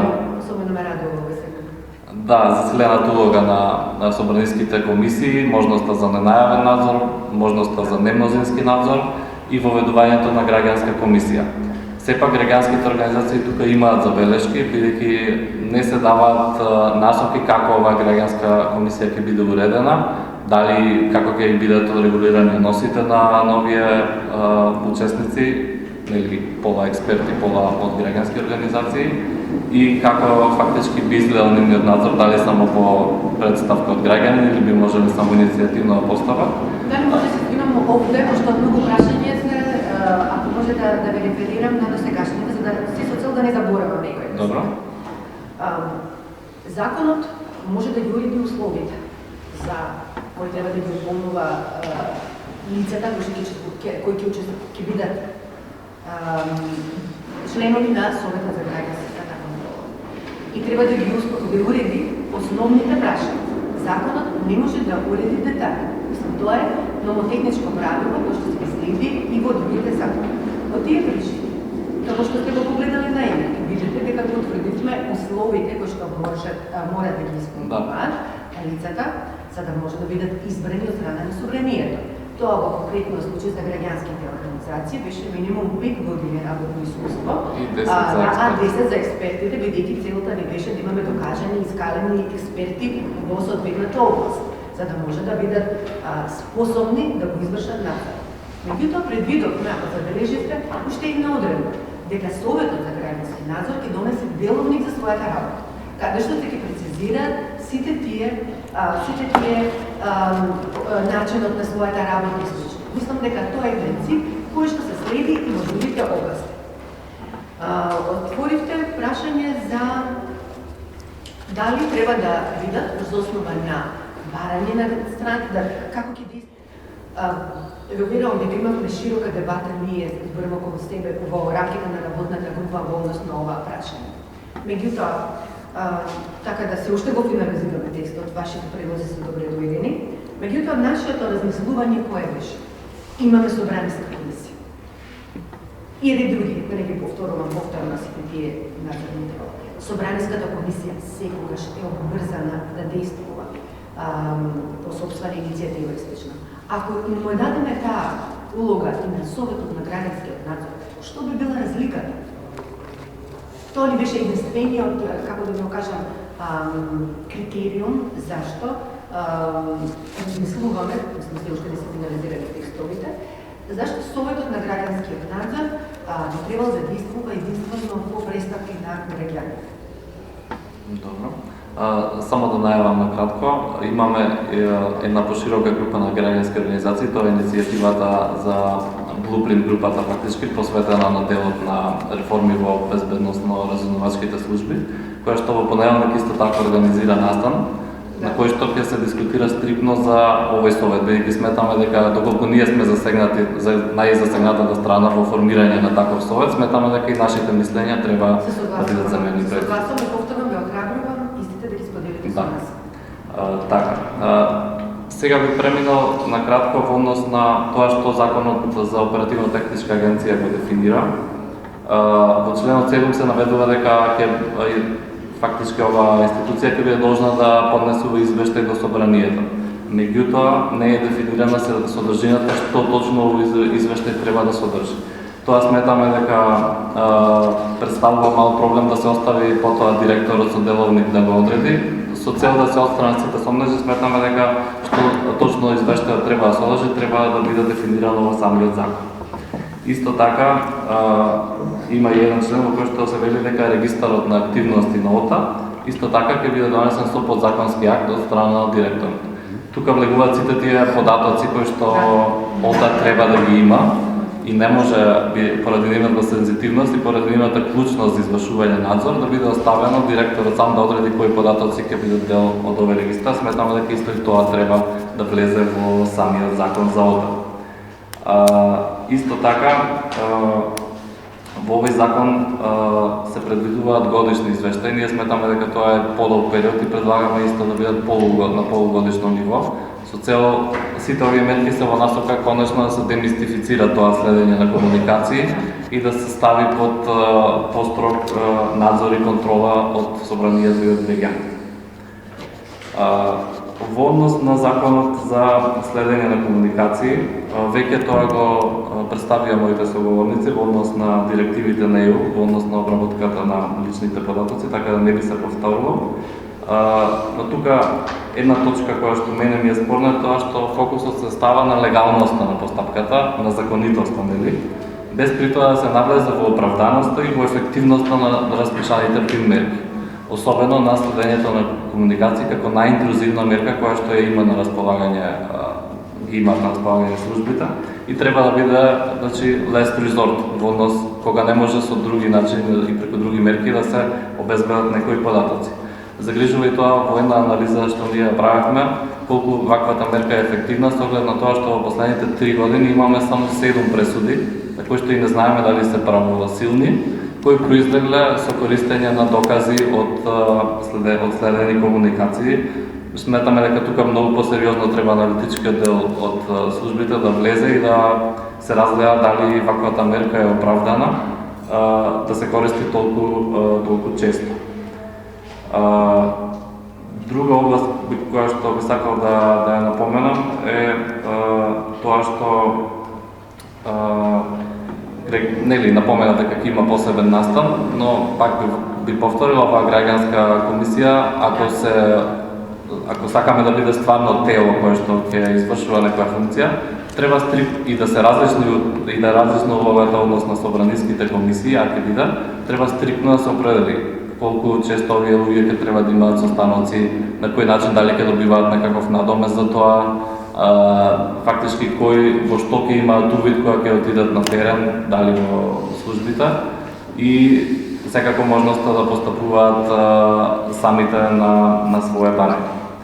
Во извештаите кои што треба да ги поднесува ОТА, треба да се наведе, значи, стрикно целата статистика да е достапна таму, за тоа колку имало добиени барања, колку имало испорачани колку фактички биле пренасочени сигнали и време траењето на самата служба, но исто така ОТА треба да известува, бидејќи има законска обврска, дали спровела контрола во операторите, бидејќи тоа е клучно. Операторите се тие кои што и покрај целиот овој систем повторно имаат пристап до содржината на комуникациите и можат и таму да се вршат злоупотреби. Тој ризик сметаме дека не е доволно адресиран и дека покрај ОТА може би треба и други, особено Собраниската комисија, да има можност да врши бидејќи вака останува ОТА која што секако го добива директниот пристап до комуникациите. Не гледам тука интерес, доколку не има само технички проблем, зашто би вршала надзор во самите оператори. Господин Тодоров, дозволете ме сега. Само секунда, само момент, за да имаме некаква структура. Завршите, Душко? Да. Добре, само јас ќе прашам сега нешто. Бидејќи денеспа дека цивилниот сектор е тирански поставен кон наметнување на тези. Имаме мала, ама озбилна група на луѓе во публика. Јас што предлагам, ако можеме да, евентуално ако има некој коментар, некаков или некаква забелешка од публиката да ја каже сега, за после евентуално да имаме уште малку време да се соочиме. Не кажем да се конфронтираме, пошто не е идеја да се конфронтираме. Не е идеја, тоа е размерен на ставови Така е. и пак ќе кажам, вашите размислувања се добредојдени, да не повторувам, ве охрабрувам за истина. Меѓутоа имате во предвид дека вие сте 20-30, јас сум сама. Се разбира, го почитуваме тоа. Да заборавам некое прашање за кое што сега господинот Тодоров, ме подсета да кажам. Вие цело време збориме за ОТА. Меѓутоа, ве подсета дека надзорните тела, всушност што ги споменав претходно, вршат надзор врз ОТА. И не само врз овластените органи. Вие кога збориме за надзор, кога збориме само надзор врз УБК, не, надзорот сите овие тела кои што го правите што ги Дирекција заштита на лични податоци, класифицирани, Народниот правобранител, Советот, Собраниската комисија со зајакнати функции, со зајакнат капацитет, всушност ќе врши надзор врз ОТА. А дополнително, извештај што го доставува, имате во предвид дека тој извештај се доставува до собранието. Верувам дека ниту еден директор не се дозволил половичен, нецелосен извештај да достави до претениците. Тој извештај, вклучувајќи го и во делот за сите активности од делокруг на ОТА, вклучувајќи го и делот за надзор. Може да прашање, овие тела за надзор на ОТА и Советот од граѓанско општество што е составен, ќе подготвуваат извештаи, ќе имаат Сите што ги прават надзорни тела се обврзани да Каде е утврдено што треба Советот да за се граѓани, Советот мислам дека својот извештај го достава до собранието, од причина што собранието го бира. Каде е утврдено што достава овој Совет? Структурата на Дека не е специфицирано. Не е одредено, само дека само врска. Не е специфицирано. Тоа е извештај. Меѓутоа сега гласно размислувам, ја го сваќам ова како брейнсторминг, така? Извештајот на директорот на ОТА дали треба да биде со иста структура како извештајот на Советот на граѓанскиот надзор. Не, да се доведеме во ситуација Советот да има некои надлежности, а да не се знаат кои се тие надлежности. На крај да се рече дека вие само имате отворена врата, тука. Потенцирам дека надлежноста на Советот е многу десетно определена. Тој врши надзор Добро, на законитоста што на во самиот закон. Во отворите пишува дека врши надзор на законитоста на имплементацијата на мерката следење на комуникација, која ќе се спроведува било од страна кај овластените органи за следење на комуникација, да не ги направувам повторно, ОТА, ви потенцирам ОТА и оператори. Мислам, тоа ви се одредба законот кој што ги имате на. Окей, благодарам. Повелете. Може јас сум Галя Шкова, јас Тоа беше кажано на состанокот во многу. Тоа е веќе сериозен момент. Значи тоа е сериозноста огромна. Следна сериозност која што јас на пример ја гледам, ако имаме консултации, редно е консултации да бидат градени за да можат граѓанските организации и ние да бидеме информирани за процесот на консултации. Јас се анализирам до вчера истина презентација за цел процес. Да. Тоа скоро никој не ги гледа консултациите, а тоа е информативен. Дозволете веднаш. Само да завршам и следно кое што тука се огромна сериозност, јас не можам да сватам од вашата дебата, се извинете. Дали сите комуникации ќе одат во агенцијата или само ние кои што ќе се затоа што ако да сите.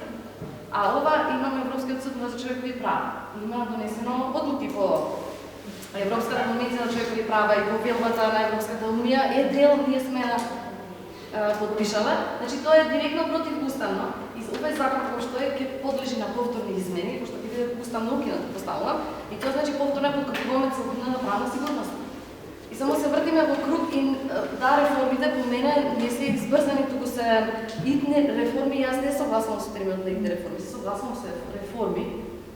Ама, овие се сериозни недостатоци и не сега никој се почувствува тука дека е нападно, туку имаме тука проблем општествен дека ние како индивидуи директно сме афектирани.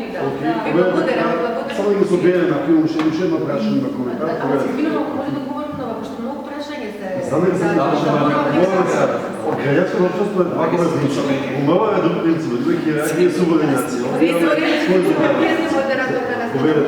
Јас немам прашање, само еден мал коментар ќе ми дозволи. Значи, прво сакам да поздравам организатор на оваа трибина. Очигледно ја дадовте многу податоци, многу информации, многу адекватни анализи и конструктивни предлози. И тука нема што се коментира. Од друга страна, поздравите представникот на МВР, сепак како што гледам, вие сте петорица, но не сама. Мислам, мој убедување дека она дава квалификуван одговор во однос на вашите прашања. Мојот коментар е следниот. И зашто вие сме сушност и тука собрани. Прашањето на реформите на безбедносните служби и следењето на комуникација како метод кој што постои екзистира кај сите безбедносни служби, дали се офанзивен, дали дефанзивен тип, не е битно, секој пат биле далеку од очите на јавноста. Кај нас за прв пат, од 2015 година, се отвара ова прашање и со ваше учество. Ако го анализираме извештајот на пример, он зборува за 5 точки кои што представуваат, да кажеме, кочница за развој на демократските процеси, владењето на правото, заштита човекови права, слободи, така натаму, така натаму. Со концентрација на едната област, безбедноста, МВР, УБК, пета управа, која што е наводно извор на злоупотреба на средствата за комуникација. Приве како човек, он не е ванган, па од Брисел тоа да го направи, он дошол тука, нашол своји ресурси, констатирал фактичка состојба, дал диагнози и препораки. Тука ништо не е спорно. Каде е нешто спорно спрема мене и каде е политизацијата? Мислам дека оваа држава има експерти од областта на право, има експерти од областта на безбедноста, има експерти од областта на невладиниот сектор, кои што исто така, доколку биле прашани од поранешната власт, можеле да испорачат квалификуван одговор. Дури, може би, и подобри препораки. Меѓутоа, македонската јавност, тој мој става, сигурно ќе се сложите, никој на свадба не оди некадет. Доколку некој од ова споменатата фела, ја гледам тука и колегата професорот на факултет не, доколку би се упуштил да даде некоја препорака, сугестија, ја предпоставам во подлагата варијанта, некој би кажал, видите што му е на овој забегал некој. Во потешката форма, постои можност да бидете дисквалифицирани во статус на положба од аспект на политичката номенклатура. Они имат инструменти.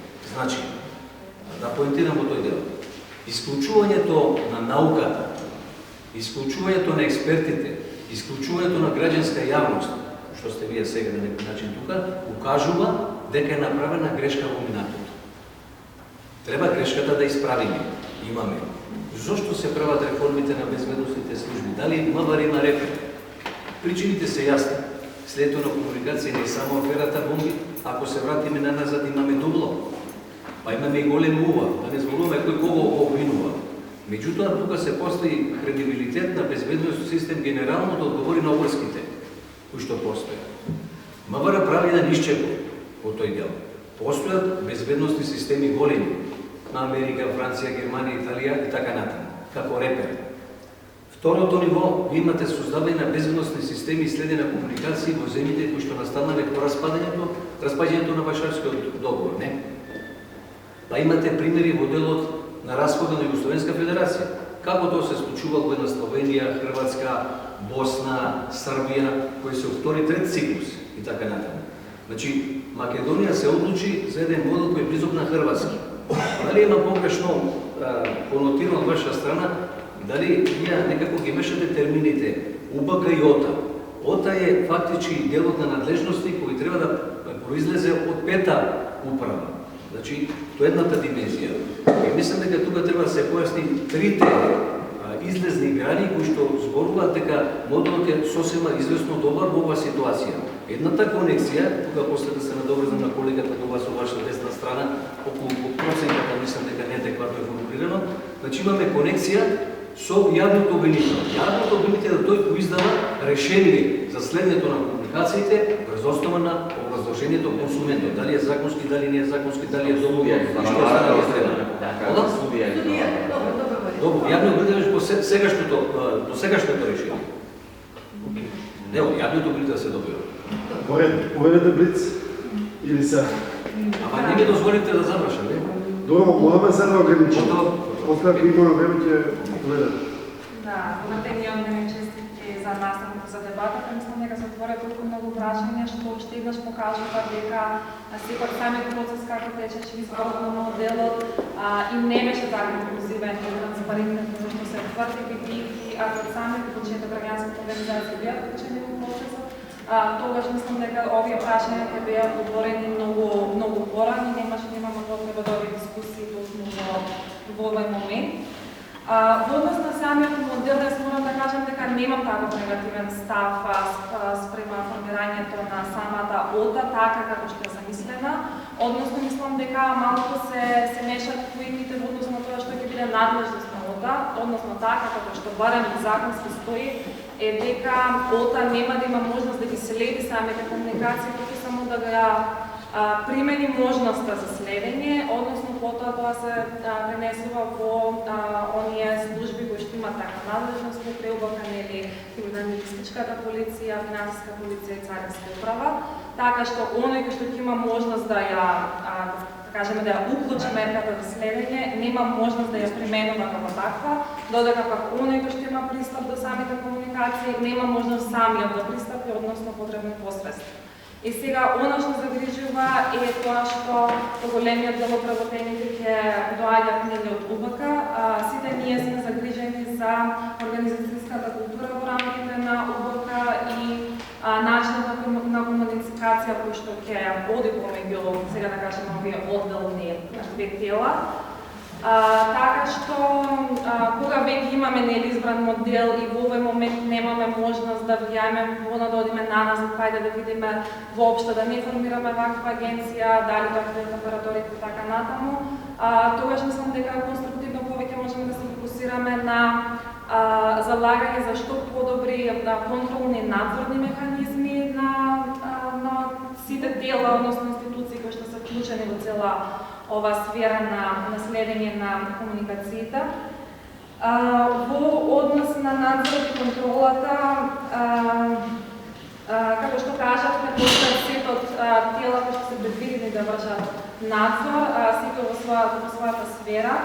Јас морам да кажам дека ние овие тела со исклучување на својот границен надзор веќе ги имавме, сите тие тела веќе постоја, веќе ги имаат капацитетите и има надлежност да вршат надзор над УБК меѓу другите институции, така што треба доста да се работи на тоа зошто овие тела досега не биле вклучени. Например, ако земам примерот на ДЗЛП, кога се случи скандал со прислушувањето и бил упатени прашања на адреса на Дирекцијата за заштита на лични податоци, дали планират да преземат нешто, дали планират да извршат инспекции и така натаму.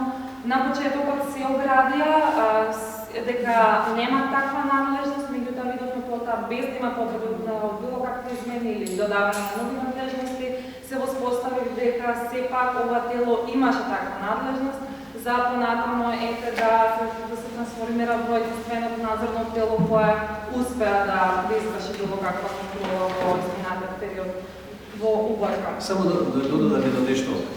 За кривични дела од област на национална безбедност е јавен обвинител во одговор за издавање решение. За ПИБР е друго. Значи вака се. Да не ги измешаме. Пошто колку е час? Еден и две. Може да дојде на работа се вади. И не да држи. Значи окей. Направам мало како се резюме. И апропо ова, јас само имам едно многу блиц прашање. Јас го најколку прашање за $1.000.000 до вас. Нема камера. И поправата ако грешам. Дикав ја прави анализата и предлага 4 модели. Така е? Работните групи кои што Океј, предлага 4 модели. Прироги наведува тие 4 модели. Наведува 3, единствено добро и има преференца или антипреференца кон сегашниот модел ОТА. Не, секунда. Прашањето од милион долари. Кој и зошто, во многу кратки цифри ако можете, одлучува да се одбере моделот на ОТА? Значи, кој и зошто? Се извинувам за дозволите ми име, бидејќи беа Се разбира. прашање, да. Господинот Николов го слушам како кажа дека е избран модел кој што се споделува на препораките на ПРИП. Само да кажам, ќе кажам точно како информацијата. Тој се сомнева моделот. Да. Сега живота, Ја заради политичката на култура. вториот извештај, ова што вие го отворите. Ве упатувам на вториот извештај на ПРИБ. Во вториот извештај на ПРИБ кажува дека би биле презентирани неколку модели, го споменува и ОТА. Сега се држава за вордекот, меѓутоа ОТА, се мисле на ОТЦ, може да представува релевантна опција, алтернатива. Се извинувам, подсетете ме на вордекот, мислам дека Симона го има пред себе, само доколку тој представува технички центар. Мислам дека опатувам да го прочитате вториот извештај на ПРИБ. А во кој што кажува, може да биде релевантна алтернатива, значи он се согласува со тој модел што му беше презентиран на неговата втора посета, само доколку представува технички центар, за да бидеме ние сигурни дека навистина ОТА е технички центар. Од тие причини го повикавме господинот Маурицио Венезе, дел од тој тим што правеше надзор, за да заедно со него бидеме сигурни да ОТА према овие решение кој што ова е само технички центар. И оно што го споменавте вие, надзорот и контролата да е зајавена. Господи, споменавте дека 25 дена. Да, меѓутоа, нашата цел не е само тие да бидат ставени под тип. Ние, спрема нашата поставка, имаме обврска да ја известиме владата кои забелешки сме ги прифатиле, кои не, меѓутоа, ако кои не, од кои причини. Значи, тоа е дополнителна обврска за нас, секоја ваша забелешка, сугестија да се анализира, веќе имаме обврска како институција да се произнесеме за оправданоста. Да, водење на прашањето ние претходно, ако претходно имamo некакви консултации. Па имаше претходно. Добро. Консултациите треба да се дадени по формуларот, извештајот, за да може сите ние други да не ги даваме на пример истите забелешки или да се да тоа техничко Консултации пред одобрување на законските решенија немало никакви, значи. Господине Георгиев, на вашето прашање, кога владата ќе застане овој модел? Ќе застане кога ќе даде согласност на овој закон. Тогаш е моментот кога владата застане за тој модел. Кога ќе поминат од влада на собрание. Не беше да значение. Ако може да резимираме се пак вака како една завршница, затоа што и луѓето сигурно имаат доста други обврски на днешниот ден, вклучително и католичката од МВР, што беше благодарам до неја што беше така на располагање за да влеземе во некаква дебата и дури ако може би малку задоцнат од аспект на тоа што изборот на моделот и изработката на надзор текстовите беше спроведен без да бидат вклучени представници на Сдруженијата на граѓани што ја следат оваа сфера и без да се земат предвид и оние анализи кои што претходно беа објавени од граѓанските организации.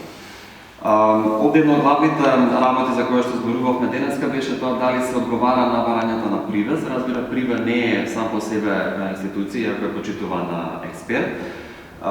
И може би побитното прашање е, нема да се надоврзувам на тоа дали Приве само ги коментира, односно ги набројува моделите без да зазема експлицитен став по нив, или подобрува некаков модел.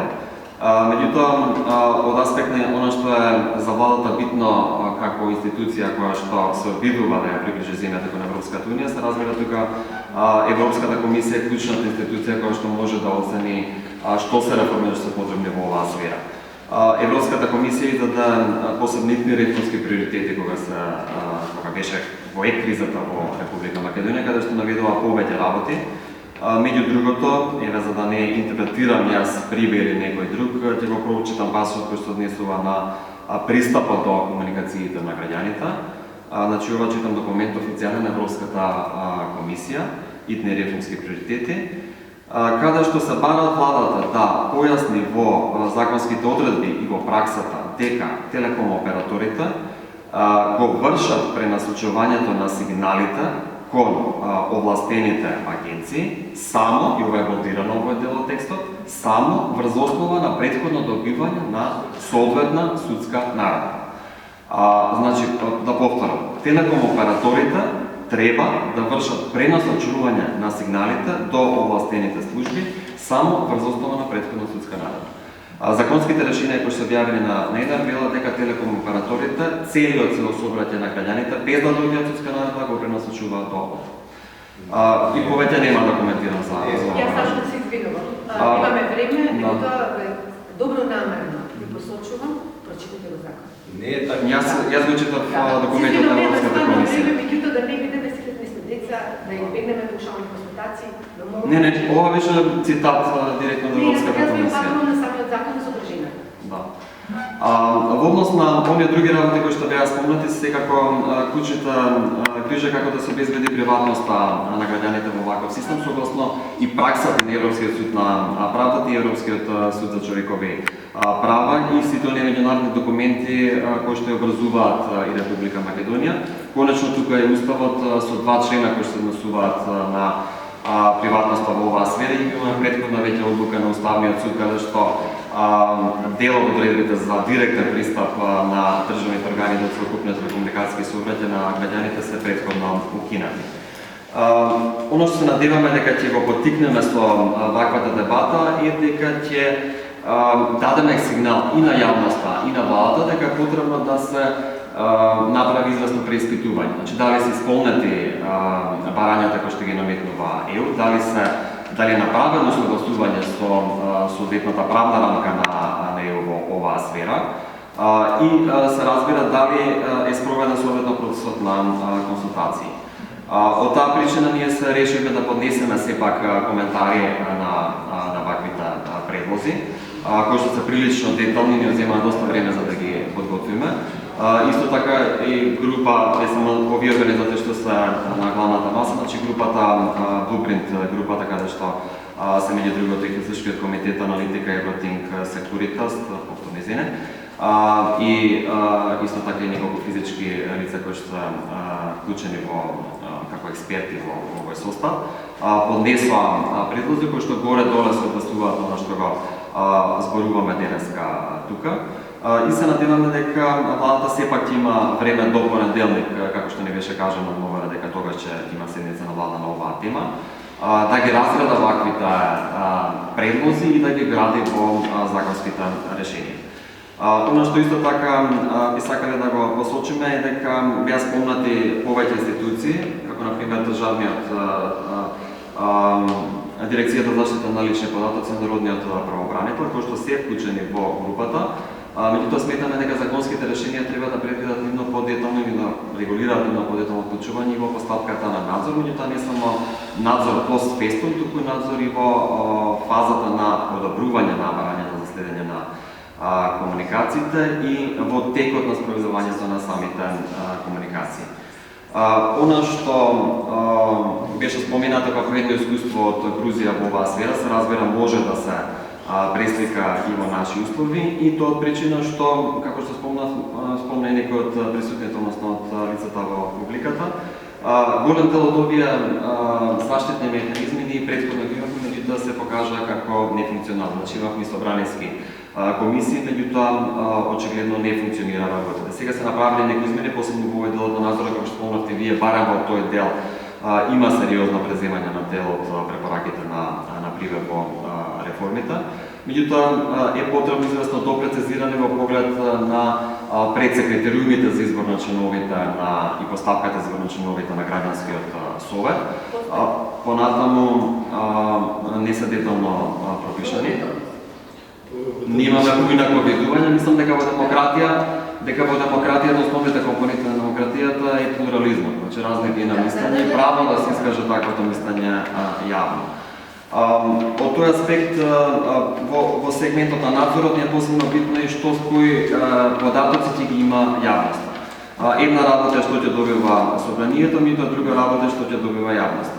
До сега имавме ситуација, например, јавниот обидител да подготвува извештаи до собранието за спроведувањето на примерката следење на комуникациите, меѓутоа тие да не ги објавува на својата веб страница.